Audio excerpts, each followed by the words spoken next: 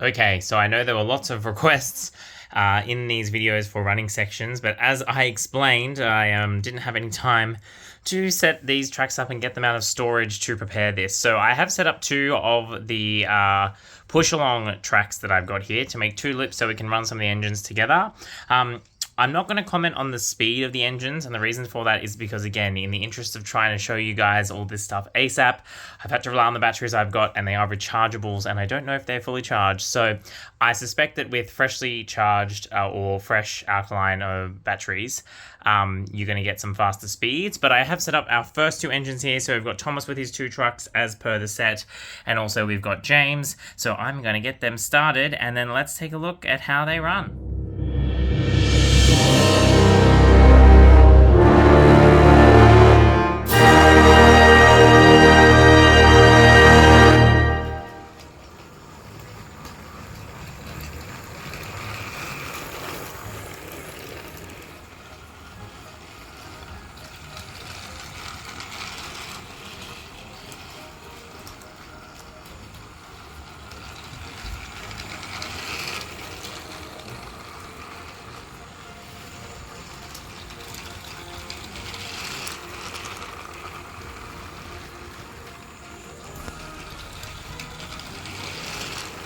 So the one thing I get a sense of, and as I say, I'm going to do a lot of talking in this video, but the size thing, when they're running, they do look very, very large. So for example, Thomas really does look big. And I said he was one of the better proportioned engines. You know, I mean, obviously this is a smaller layout, which did have the push-along engines in mind. But it is all the same track system, and you can really see that he does look quite big as he goes around the track. We're going to take a look at James. And I mean, James here, you can see it's a very similar story. He does look very large.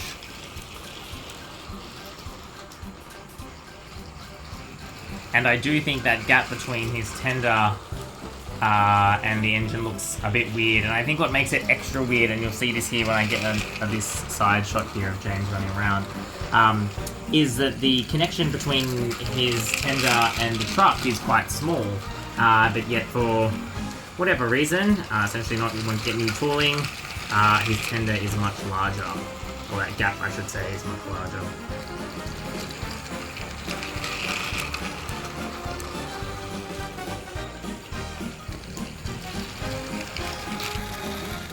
Nope.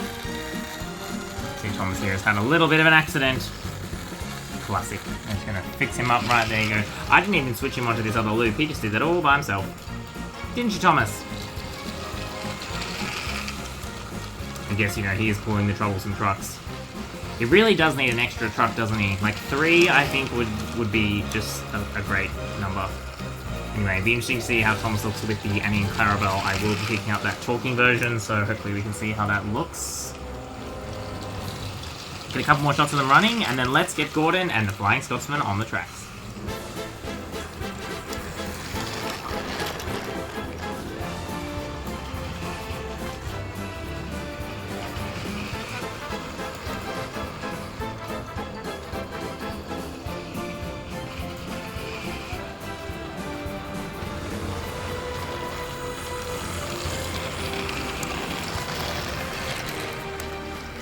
Alright, here's Scotsman set up on the Gordon at the Mines set. You can see he really doesn't like going up those hills, but again, remember that these batteries are probably not fully charged, and again, if I had more time, I would probably charge them up, but I want to get this content to you guys as quickly as I can to know how excited everyone is. And when you also have a full-time job, the weekend is essentially the only time you have for content creation. So yeah, there you go. You can see him running along.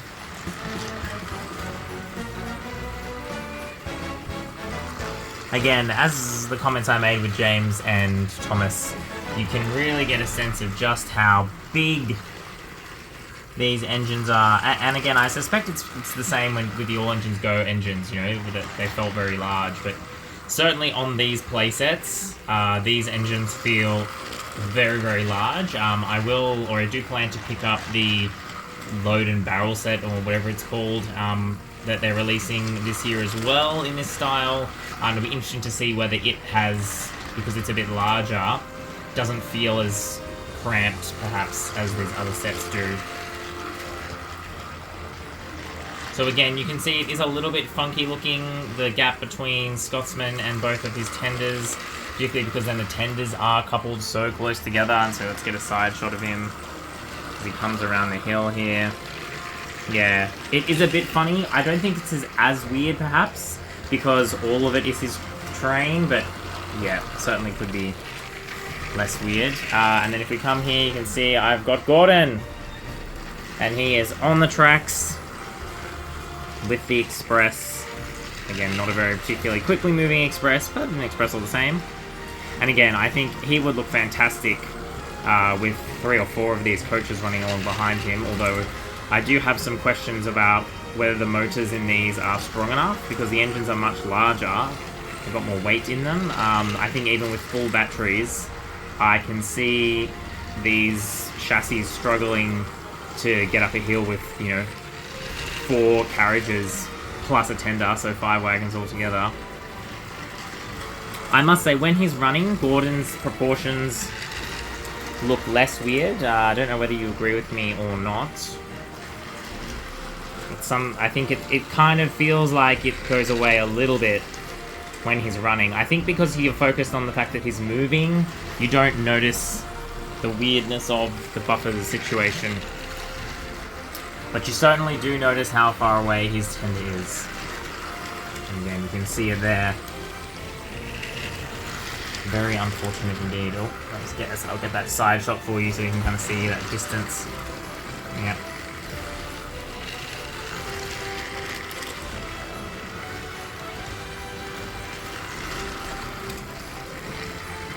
Yeah, I mean, I must say, I do want to laugh, because I know when they introduced Trackmaster 2, you know, the whole thing was meant to be faster, stronger, you know, and these engines are really struggling. The other thing I'll notice is I think you can tell they've got that really high center of gravity, because they do very much want to derail on the curves, and I'll show you what I mean. So let's have a look at Gordon here. If you look at his front axle, he really does want to jump off the track going around these tight bends, particularly these tight bends that are up hills. So I do wonder if there's going to be a point where, you know, shoving more and more and more into what is now a 10-year-old design, or more than 10 years old, the Trackmaster 2 design, is going to reach a point where it no longer works properly. But anyway, I'll let you enjoy the big engines.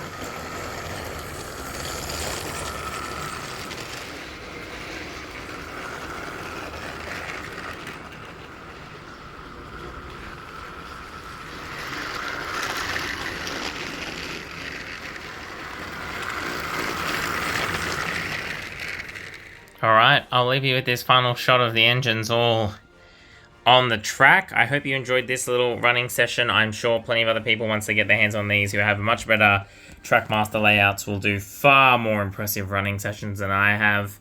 But again, thank you very much for watching. I hope you have enjoyed these videos, and I'll see you all next time. That's all I've got time for. This Extreme Trains.